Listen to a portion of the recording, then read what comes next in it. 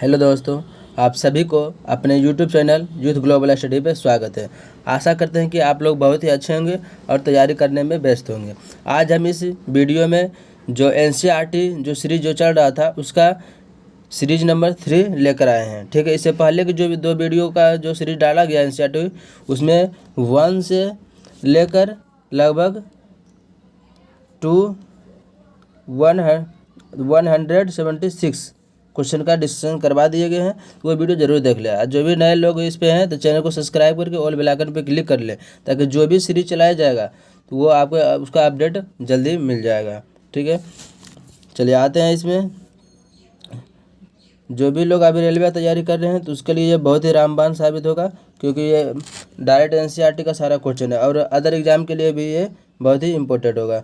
चलिए, पहला number question इसमें हो गया कि हैजा, टाइफाइड, पोलियो, मेनिंजाइटिस, हेपेटाइटिस और पेचिस इत्यादि जो ये रोग जो होता है वो किसके द्वारा आता है? तो ये जल प्रदूषण के द्वारा होता है। यानी किसके द्वारा आता है? ये जल प्रदूषण के कारण होता है। कौन सा होता है? तो हैजा, टाइफाइड, पोलियो, मेनिंजाइटिस, हेपेटाइटिस और पेचिस ये सभी किसके द्वारा आता है? तो जल के प्रदूषण के कारण। टाइफाइड याद रखिएगा, टाइफाइड का संबंध किससे है? तो ये लीवर से। टाइफाइड का संबंध किससे है? तो ये लीवर से होता है। चलिए अगला क्वेश्चन पे आते हैं। अगला क्वेश्चन है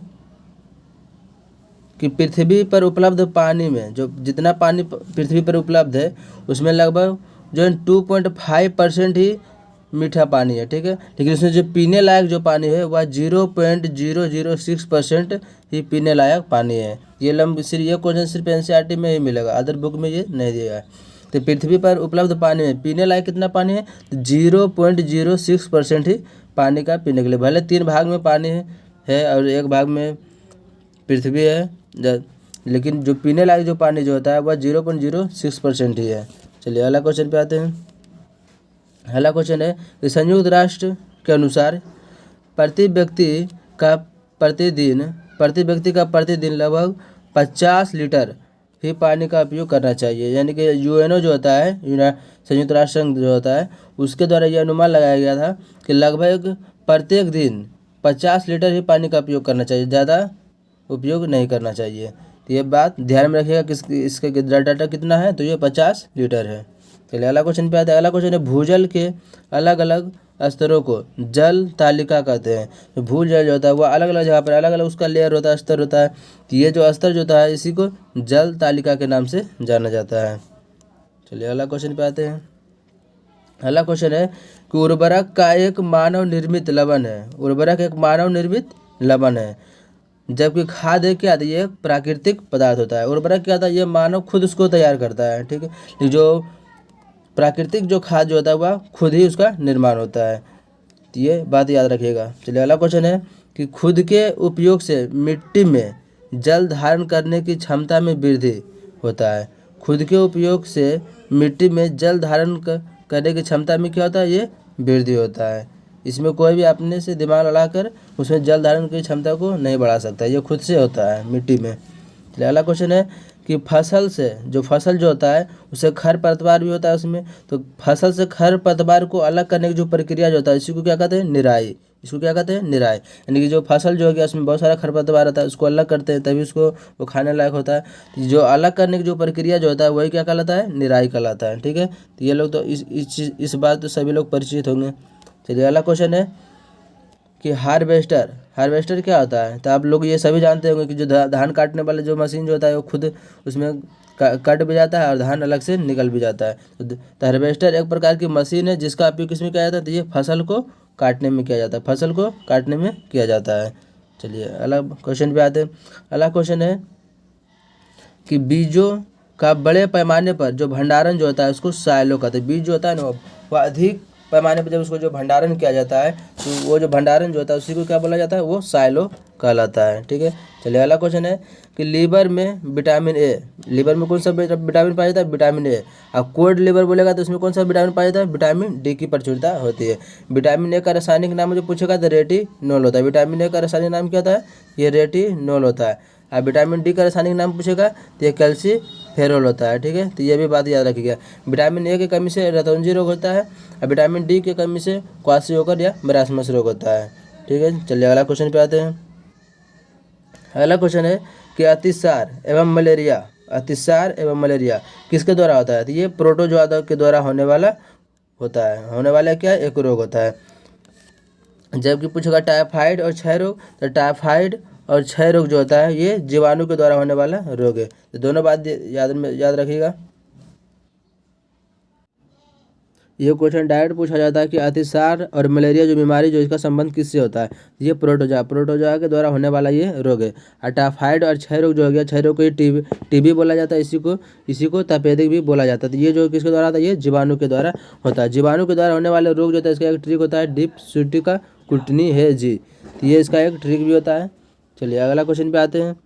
अगला क्वेश्चन है कि क्लोमाइडोमोनास और स्पायरोगायरा क्या है? तो एक सवाल है। क्लोमाइडोमोनास और स्पायरोगायरा क्या है? तो एक प्रकार का ये सवाल है। जबकि राजोपस क्या होता है? तो राजोपस एक कवक है। राजोपस क्या है? कवक है। तो ध्यान में रखिएगा। क्लोमाइडोमोनास क्या है? तो सवाल है। क्लोमाइडोस एक सवाल है, स्पायरोगायरा भी क्या है? एक सवाल है। लेकिन राजोपस क्या है? तो एक कवक है। राजोपस क्या है? तो एक कवक है। चलिए अगला क्वेश्चन पे आते हैं।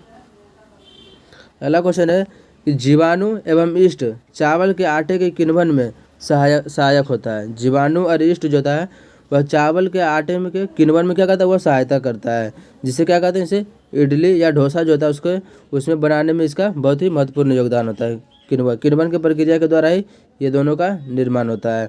ये जो एनसीईआरटी जो लैंग्वेज दिया हुआ है तो ये थोड़ा सा आपको डिफिकल्ट लगता होगा, लेकिन आप ध्यानपूर्वक सुनिएगा, वीडियो को 102 बार रिपीट कीजिएगा, तब कुछ सारा क्वेश्चन याद हो जाएगा। क्योंकि एनसीईआरटी जो क्वेश्चन होता है हर एक एग्जाम के लिए इंपॉर्टेंट होता है, और वो इतना आसान भी नहीं होता है, लेकिन वह इतना कठिन भी नहीं होता है कि हम समझ भी नहीं सकते हैं। ठीक है, तो ध्यानपूर्वक इस पर ध्यान दीजिएगा, ऑटोमेटिक समझ में आ जाएगा। चलिए अगला क्वेश्चन है कि सर्वप्रथम अलेक्जेंडर फ्लेमिंग जो था जीवाणु रोगों से बचाव हेतु कवक में प्रतिजैविक पेनिसिलिन का खोज किया था।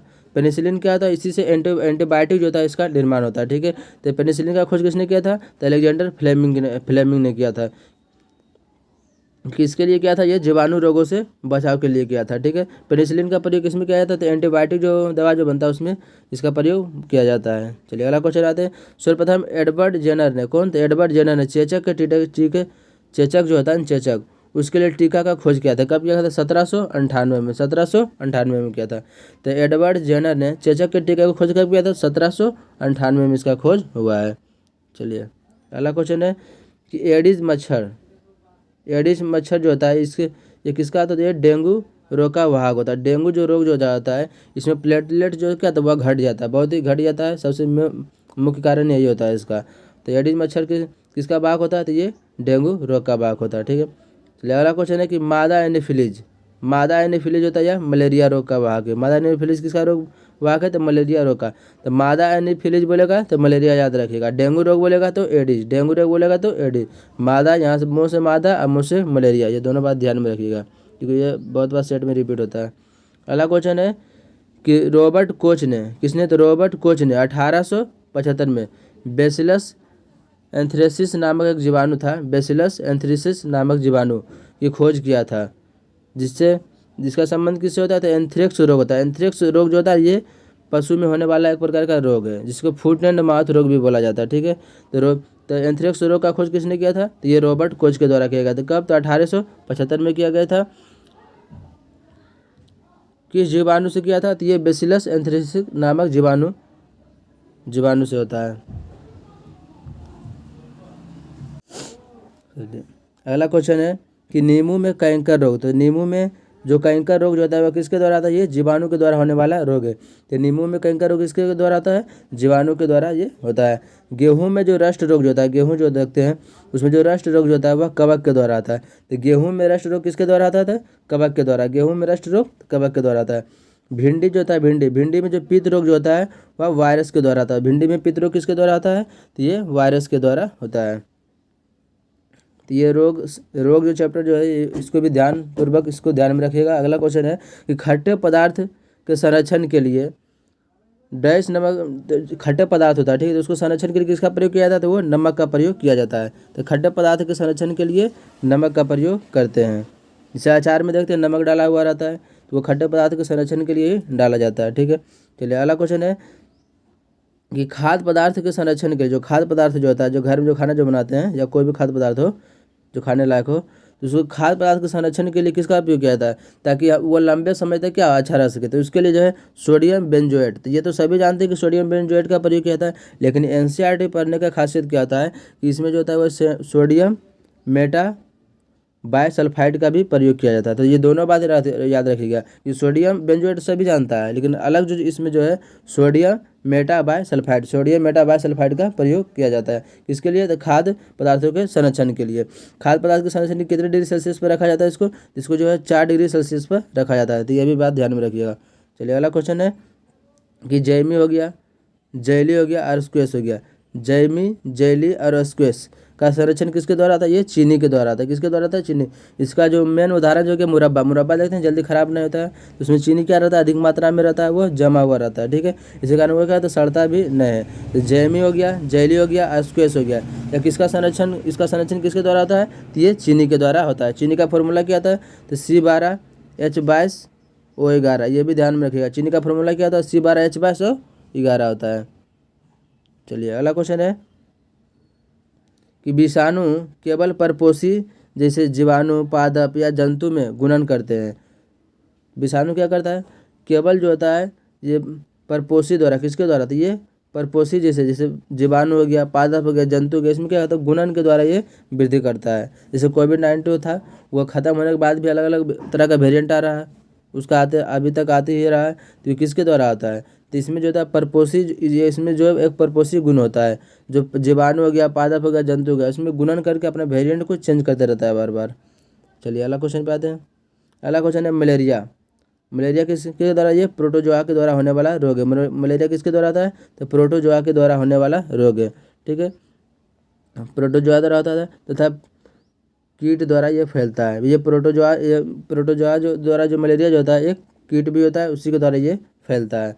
चलिए अगला क्वेश्चन है कि सूर्य का प्रकाश, वायु इत्यादि जो है, यह किस प्रकार की ऊर्जा का स्रोत है, यह एक अच्छे ऊर्जा का स्रोत है। अच्छा ऊर्जा स्रोत यह आता है कि जिससे क्या आता है कि हम प्रदूषण नहीं फैले। सूर्य का जो प्रकाश है उससे कोई प्रदूषण फैलता नहीं फैलता। वायु के द्वारा जो ऊर्जा उत्पन्न करते हैं तो वह क्या आता है, एक ये सब क्या है, एक नवीकरणीय बिजली जो कि समाप्त नहीं होता है, इससे प्रदूषण भी नहीं होता है। ठीक है, तो वही अच्छे ऊर्जा के अंतर्गत आता है। बाकी बात जो कोयला हो गया, प्लास्टिक हो गया, लकड़ी हो गया, ये सब जलाने के ये अच्छे ऊर्जा का उदाहरण नहीं है। ये भी बात ध्यान में रखिएगा। चलिए अगला क्वेश्चन है, अब आते हैं। अगला क्वेश्चन है तापीय शक्ति संयंत्र में, जो तापीय शक्ति संयंत्र जो होता है उसमें विद्युत ऊर्जा उत्पन्न करने में जीवाश्म यानी कि कोयला का प्रयोग करते हैं। भारत में जो अभी सबसे ज़्यादा जो डिपेंड जो अभी वह तापीय शक्ति संयंत्र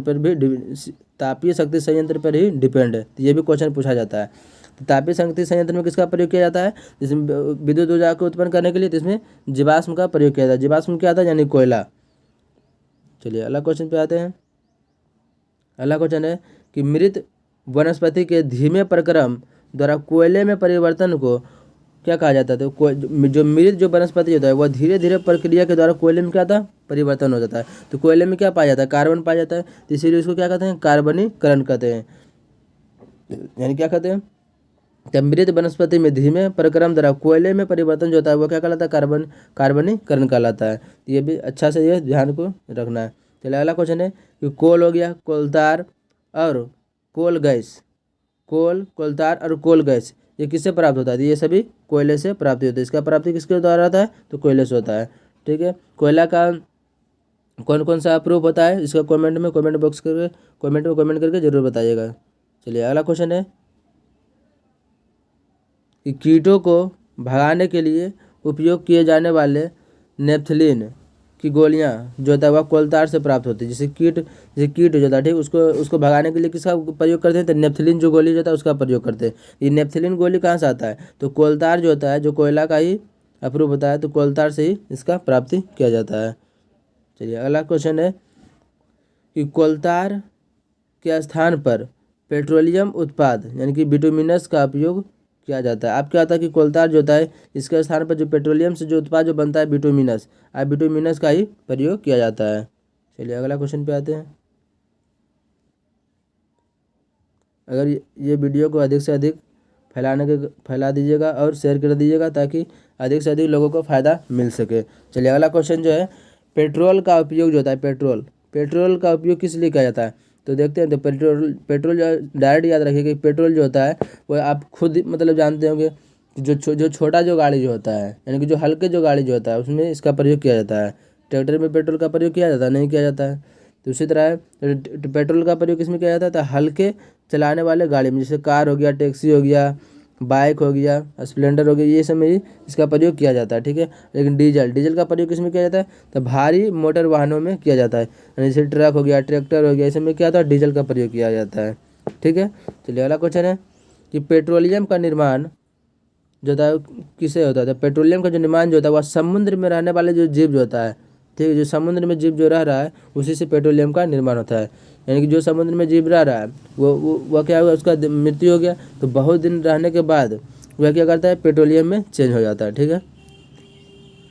चलिए अगला क्वेश्चन है कि विश्व का सबसे पहला तेल कुआं जो था वह कहाँ कहाँ पे मिला था? तो ये पेंसिल्वेनिया विश्व का सबसे पहला कुआं का खोज कहाँ हुआ था? पेंसिल्वेनिया में हुआ था। ठीक है। ये कहाँ पर था? ये अमेरिका में। कब हुआ था? ये 1859 में हुआ था। तीनों बात याद रखिएगा कि विश्व का सबसे पहला कुआं कहाँ मिला था? तो वो अमेरिका में मिला था। अमेरिका में कहाँ पे मिला था? तो पेंसिल्वेनिया नामक स्थान पर मिला था। कब मिला था? ये 1859 में इसका खोज हुआ था। चलिए अगला क्वेश्चन है कि पेट्रोलियम या कोयला को काला सोना के नाम से भी कहते हैं, इसको जाना जाता है। तो पेट्रोलियम एवं कोयला को किस नाम से जाना जाता है? तो काला सोना के नाम से जाना जाता है। चलिए अगला क्वेश्चन पे आते हैं। अगला क्वेश्चन है कि सबसे ज़्यादा उष्मीयमान किसका आता है? तो सबसे ज़्यादा जो उसमें जो मान जाता है वह गैस का आता है, उससे कम द्रव का आता है, और सबसे कम उष्मीयमान जो होता है वह ठोस का आता है। तो पूछेगा सबसे ज़्यादा ऊष्मा का मान किसका आता है? वो गैस का आता है। सबसे कम किसका आता है? तो वो ठोस का होता है। ठीक है। सबसे ज़्यादा ज्वलन ताप किसका आता है? तो ज्वलन ताप जो होता है वो सबसे ज़्यादा ठोस जो वस्तु जो होता है उसको जलाने के लिए अधिक ताप की आवश्यकता होती है। तो जो कोई भी वस्तु को जलाने के लिए जितना ताप की आवश्यकता होती है उसी को ज्वलन ताप कहते हैं। ठीक है। तो ठोस का सबसे ज़्यादा होता है, गैस का सबसे कम होता है, द्रव जो होता है वह बीच में रहता है। चलिए अगला क्वेश्चन है कि मैग्नीशियम जल यानी कि MgO, मैग्नीशियम जल जो होता है वह जब मैग्नीशियम का जल से अभिक्रिया कराया जाता है तो वह मैग्नीशियम ऑक्साइड ऊष्मा और प्रकाश देता है। जब मैग्नीशियम को यानी कि Mg की अभिक्रिया जो होता है H2O से करवाते हैं। ठीक है। तो ये MgO प्लस ऊष्मा और प्लस प्रकाश देता है। चलिए अगला क्वेश्चन है कि वह न्यूनतम ताप जिस पर कोई पदार्थ जलने लगता है तथा उस ताप को ज्वलन ताप कहते हैं। उस ताप को क्या कहते हैं? ज्वलन ताप के नाम से जाना जाता है। ज्वलन ताप क्या आता है? जब कोई भी पदार्थ को जलाते हैं तो वह जितने ताप पर वो जलने लगता है वही उसका ज्वलन ताप कहलाता है। ठीक है। अगला क्वेश्चन है माचिस पर पहले एंटीमनी ट्राइसल्फाइड यानी कि एंटीमनी ट्राइसल्फाइड, फिर पोटेशियम क्लोरेट और श्वेत फास्फोरस का प्रयोग किया जाता था। तो देख रहे हैं कि आप जो भी बुक पढ़े होंगे तो माचिस के बारे में इतना नहीं लिखा हुआ होगा, लेकिन NCERT है इसमें कुछ ना कुछ तो रहेगा अलग। तो माचिस जो था वो पहले इसमें किसका प्रयोग किया जाता था? एंटी ट्राइसल्फाइड, और फिर पोटेशियम क्लोरेट और श्वेत फास्फोरस। ये सभी जानता होगा कि श्वेत फास्फोरस का प्रयोग किया जाता है, लेकिन ये दो चीज़ जो है वह अलग है। एंटीमनी ट्राइसल्फाइड और पोटेशियम क्लोरेट का भी प्रयोग किया जाता है। लेकिन अब क्या होता है कि वर्तमान समय में माचिस पर केवल जो होता है एंटी ट्राइसल्फाइड, किसका? तो एंटी ट्राइसल्फाइड और पोटेशियम क्लोरेट लगा रहता है। अभी जो माचिस जो यूज करते हैं उसमें क्या रहता है? तो एंटी ट्राइसल्फाइड रहता है और पोटेशियम क्लोरेट का प्रयोग किया जाता है। चलिए अगला क्वेश्चन पे आते हैं। अगला क्वेश्चन है जबकि माचिस के लगड़ने वाली सतह, जो माचिस जिस पे लगाते हैं, तीली जो लगड़ा जाता है, तो लगड़ने वाली सतह पर जो होता है वह कांच एवं लाल फास्फोरस का प्रयोग किया जाता है। लगड़ने वाले सतह पर किसका प्रयोग किया जाता है? तो कांच एवं लाल फास्फोरस का प्रयोग किया जाता है। लेकिन जो माचिस जो होता है उसमें जो होता है एंटीमनी ट्राइसल्फाइड और पोटेशियम क्लोरेट का प्रयोग किया जाता है। चलिए अगला क्वेश्चन पे आते हैं। अगला क्वेश्चन है कि ताप में वृद्धि या लगड़ होने पर जब माचिस जो लगड़ते हैं तो क्या कहता है? पहले लगड़ना पड़ता है तब वो जलती है। तो ताप में वृद्धि या लगड़ होने पर जो लाल फास्फोरस जो होता है वह श्वेत फास्फोरस में परिवर्तित हो जाता है। किसमें होता है? तो लाल जो होता है वह श्वेत में परिवर्तित हो जाता है। ठीक है। चलिए अगला क्वेश्चन है कि आग बुझाने वाले का कार्य वायु का प्रवाह क्या था? काटना। यानी कि जब कोई भी जब आग जब लगता है ना तो ऑक्सीजन की अनुपस्थिति में हुआ जल सकता है। ऑक्सीजन की उपस्थिति में ऑक्सीजन को हटा दिया जाएगा तो वो कोई भी वस्तु जल ही नहीं सकता है। वही बोला कि आग बुझाने का कार्य वायु का प्रवाह काटना या फिर ईंधन का ताप को कम कर देना, यही दोनों कारण होते हैं। ठीक है, चलिए अगला क्वेश्चन है कि सभी प्रकार के आग को बुझाने में कोई भी आग हो, सभी प्रकार की आग को बुझाने में कार्बन डाइऑक्साइड गैस का प्रयोग किया जाता है। कार्बन डाइऑक्साइड गैस का प्रयोग किया जाता है। कार्बन डाइऑक्साइड क्या करता है, तो वहाँ पे जो ऑक्सीजन की जो मात्रा जो है वह उसका कमी कर देता है, और यही कार्बन डाइऑक्साइड वहाँ पे जाके अधिक जमा हो जाता है, जिसके कारण क्या आता है, वो आग बंद हो जाती है, बुझ जाती है। दहन प्रक्रिया, अगला क्वेश्चन है कि दहन प्रक्रिया में सबसे गर्म जो भाग जो होता है वह बाहर वाला भाग होता है। दहन जो कोई पदार्थ जो जलता है तो उसका जो सबसे गर्म वाला भाग जो होता है वह बाहर होता है। ठीक है, उसके बाद फिर उससे कम वाला आता है मध्य होता है, फिर उससे कम जो होता है वह आंतरिक होता है। इसका रंग कैसा होता है, नीला, पीला और काला। नीला, पीला और काला। नीला वाला भाग जो होता है वह अधिक गर्म होता है। चलिए अगला क्वेश्चन पे आते हैं। अगला क्वेश्चन है कि ऊष्मीय मान का एसआई मात्रक क्या होता है, तो ऊष्मीय मान का जो एसआई मात्रक जो होता है किलो जूल प्रति किलोग्राम, किलो जूल प्रति किलोग्राम होता है। तो ये एसआई मात्रक याद रखिएगा कि ऊष्मीय जूल का एसआई मात्रक क्या होता है, तो किलो जूल प्रति किलोग्राम, किलो जूल प्रति किलोग्राम होता है।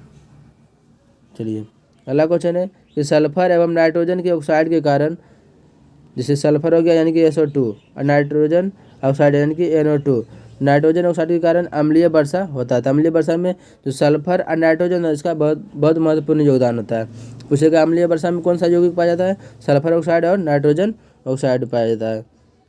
चलिए अगला क्वेश्चन है कि ज्वलन पदार्थ का ऊष्मीय मान जो होता है वह ज़्यादा तथा ज्वलन ताप जो होता है वह क्या होता है, कम होना चाहिए। जो भी पदार्थ हो, जो अच्छा पदार्थ वही कहलाएगा जिसका ऊष्मीय मान कम, यानी कि तुरंत वो जल जाए।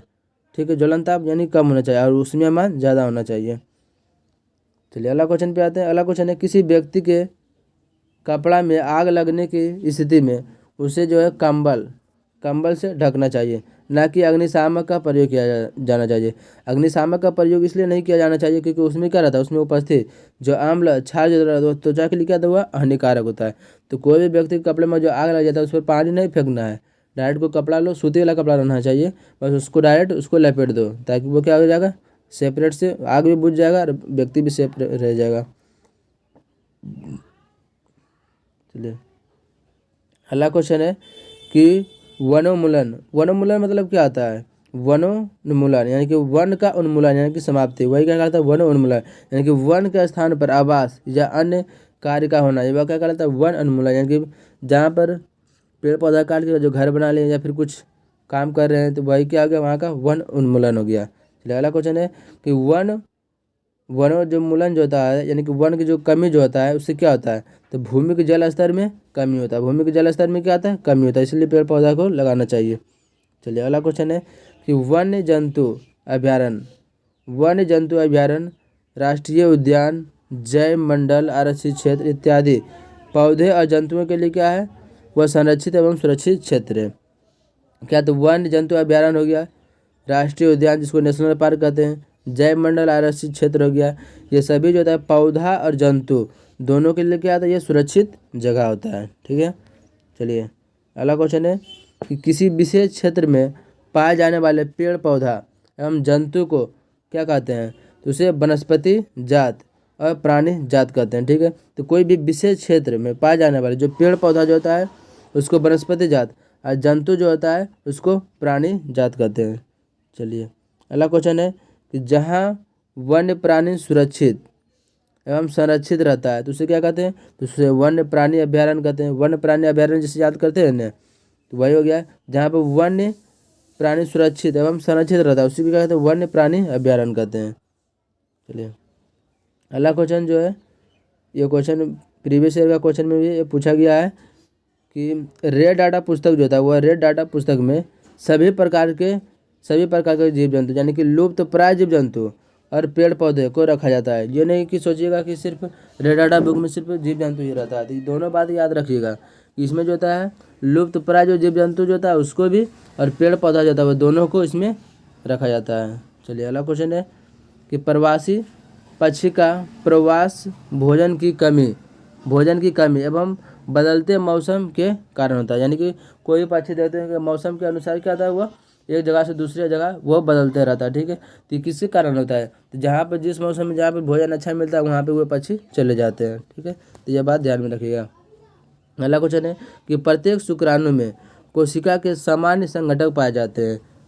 प्रत्येक शुक्राणु में कोशिका क्या आता है, एक सामान्य संगठन पाए जाते हैं। वो कौन कौन सा था, एक्स और वाई होता है। यही क्या आता है, क्रोमोसोम। मनुष्य में क्रोमोसोम की संख्या कितना होता है, तो वह 23 जोड़ा होता है, ठीक है। अब 22 जोड़ा जाता है, इसको ऑटोसोम के नाम से जाना जाता है। चलिए अगला क्वेश्चन है कि जनन कोशिका में उपस्थित एक्स वाई एक्स एक्स गुणसूत्र का जो आकार जो होता है वह किसका बड़ा होता है, यानी कि जनन कोशिका होता है एक्स वाई पाया जाता है और एक्स एक्स पाया जाता है। यही होता है, ये हो गया फीमेल का, ये हो गया मेल का हो गया। तो इसमें जो एक्स वाई जो गुणसूत्र जो होता है वह इसमें बड़ा कौन रहता है, तो बड़ा जो गुणसूत्र दोनों में से रहता है वह एक्स क्या रहता है, वाई से बड़ा रहता है। तो ये क्वेश्चन आप कोई भी बुक में पढ़िए नहीं मिलेगा, लेकिन ये एनसीईआरटी का क्वेश्चन है, बहुत ही फेवरेट क्वेश्चन है इसका कि एक्स वाई। आप सभी लोग बायोलॉजी पढ़े होंगे लेकिन ये बात नहीं जानते होंगे कि एक्स और वाई में बड़ा क्रोमोसोम कौन सा होता है, तो एक्स क्रोमोसोम जो होता है वाई से बड़ा होता है। ये बात ध्यान में रखिएगा। चलिए अगला क्वेश्चन पे आते हैं। अगला क्वेश्चन है कि शुक्राणु की तरह अंडाणु भी एकल कोशिका का बना होता है। शुक्राणु की तरह अंडाणु भी किसका बनाता है, तो वह एकल कोशिका का बना होता है, ठीक है। तो अगला क्वेश्चन है कि प्रखनली शिशु में निषेचन जो होता है वह बाहर, निषेचन क्या कर रहे हैं, बाहर, लेकिन विकास क्या होता है, अंदर होता है। प्रखनली शिशु क्या आता है कि कोई भी जो पुरुष जो होता है वह क्या करता है कि वह बाहर ही अपने वीर्य को निकाल कर फर्टिलाइजेशन करवा के कोई किसी दूसरे महिला को वह दे देता है। उसका निषेचन कहाँ किया जाता है, एक ट्यूब में करवा लेते हैं, बाहर ही करवा लेते हैं। तो निषेचन कहाँ गया, बाहर हो गया, और जो विकास जो गया उसका अंदर हो गया। ये प्रखनली शिशु में ऐसा प्रक्रिया होता है। तो आज के हम इस वीडियो में इतना ही क्वेश्चन रखेंगे। लगभग 188 क्वेश्चन का डिस्कशन करवा दिए गए हैं 3 वीडियो के माध्यम से। ये वीडियो लगा के 3 वीडियो हो जाएगा, लगभग 1000 क्वेश्चन का सीरीज चलेगा। तो हम कोशिश करेंगे कि जल्द से जल्द वीडियो को बना के समाप्त करेंगे। ज़्यादा बड़ा वीडियो इसलिए नहीं बना रहे हैं क्योंकि वीडियो काफ़ी लंबी हो जाने के कारण इसीलिए हम ज़्यादा क्वेश्चन को डिस्कशन नहीं करते हैं। तो आप लोगों को अगर जो वीडियो अच्छा लगे तो चैनल को लाइक सब्सक्राइब और शेयर कर लीजिएगा। और ये जो एनसीईआरटी जो सीरीज जो चल रहा है ये आपको एग्ज़ाम के लिए बहुत ही हेल्पफुल होगा आप जब एग्ज़ाम दीजिएगा तो, क्योंकि इतना कम समय में आप खुद से भी रिवीजन नहीं कर सकते हैं। चलिए, जय हिंद।